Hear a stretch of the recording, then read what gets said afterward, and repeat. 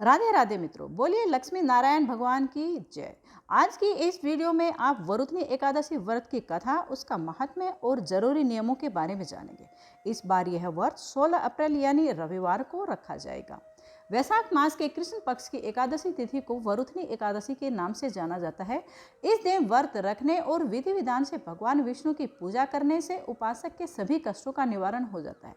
इसके साथ ही भगवान की कृपा हमेशा उस जातक के ऊपर बनी रहती है। माना जाता है कि वरुथनी एकादशी के महत्व के बारे में खुद श्री कृष्ण भगवान ने युधिष्ठिर को बताया था। इसके साथ ही कहा जाता है कि जो भी व्यक्ति इस व्रत को रखकर नियमित पूजा करता है और एकादशी कथा का पाठ करता है तो उसके सभी प्रकार के पाप खत्म हो जाते हैं। उपासक को 10वीं तिथि से की रात्रि से ही सात्विक भोजन करना चाहिए। एकादशी का व्रत 2 प्रकार से किया जाता है, पहला निर्जला रहकर और दूसरा फलाहार करके। एकादशी तिथि को सुबह सूर्योदय से पहले उठकर शौच आदि से निवृत्त होकर स्नान करें और उसके बाद व्रत का संकल्प लें। इसके बाद भगवान विष्णु को अक्षत, दीपक और नैवेद्य आदि 16 सामग्री से उसका विधि विधान से पूजा करें। फिर यदि घर के पास ही यदि पीपल का पेड़ है तो उसकी भी पूजा करें और उसकी जड़ में कच्चा दूध चढ़ाकर घी का दीपक लगाएं। यदि घर से दूर है तो तुलसी की पूजा कर सकते हैं और पूजा के दौरान ओम नमो भगवते वासुदेवाय नमः के मंत्र का जप करते रहें।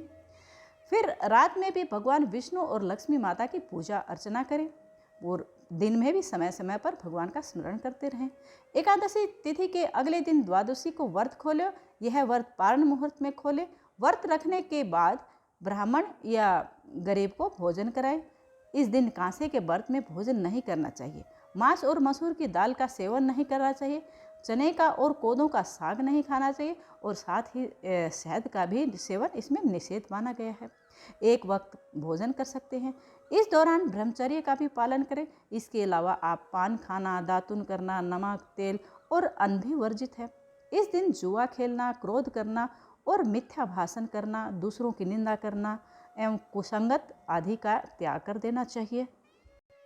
तो आइए जानते हैं वरुथनी एकादशी की संपूर्ण व्रत कथा। मान्यता है कि एक बार धर्मराज युधिष्ठिर ने भगवान श्री कृष्ण से वैशाख माह के कृष्ण पक्ष की एकादशी के महत्व और उसके व्रत की कथा को सुनने का निवेदन किया।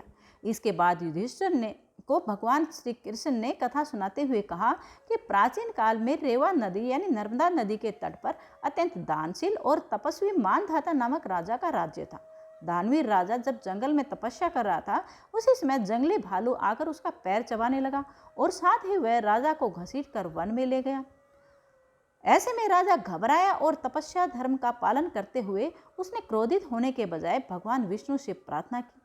तपस्वी राजा के प्रार्थना सुनकर भगवान श्री हरि वहां प्रकट हुए और अपने सुदर्शन चक्र से भालू का वध कर दिया। परंतु तब तक भालू राजा का एक पैर खा चुका था। इससे राजा मानधाता बहुत दुखी थे। भगवान श्री हरि विष्णु ने राजा की पीड़ा और दुख को समझकर कहा कि पवित्र नगरी मथुरा जाकर तुम मेरे 12 अवतार के विग्रह की पूजा और वरुथनी एकादशी का व्रत करो। इस व्रत के प्रभाव से भालू ने जो तुम्हारा पैर काटा है वह ठीक हो जाएगा।